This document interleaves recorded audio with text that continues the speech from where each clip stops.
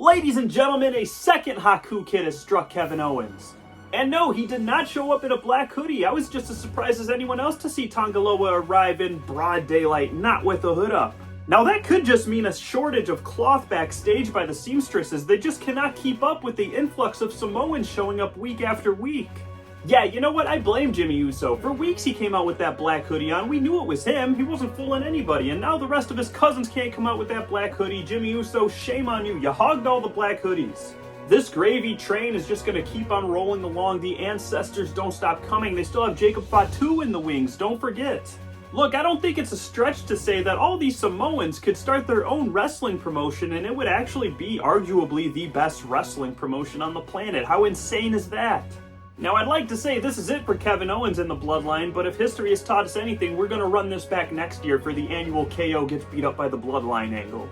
Cody Rhodes successfully retained his WWE Undisputed Championship, which is actually disputed, because Undisputed would have to mean that that's the only World Championship, and since there is a World Heavyweight Championship on Raw, by default, isn't that disputation?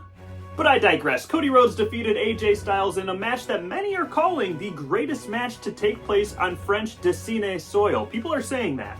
A cool little tidbit was that AJ Styles also faced Dusty Rhodes in a championship match when AJ was very young in his career, but you know what that means, right? AJ has to now finish his story.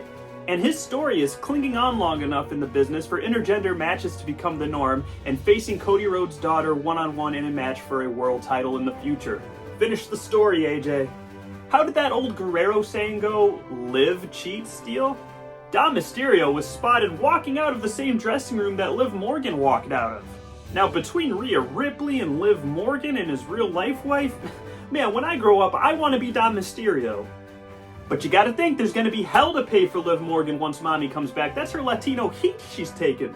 And while Liv is taking things, she might as well take that mustache off Dom while she's at it. I do want to touch on the overarching story over in AEW, which is the Young Bucks being the authority within the company.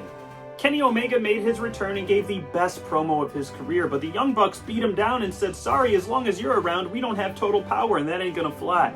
And now with Kenny gone, who is going to be that superstar, that rebel with a cause that's gonna step up to the Bucks and try to take down that authority?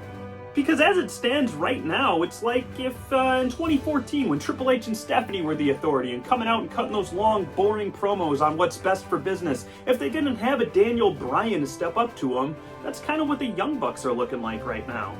The authority angle only works if you have a Stone Cold Steve Austin to step up to that Vince McMahon, if you have that Daniel Bryan to step up to the authority.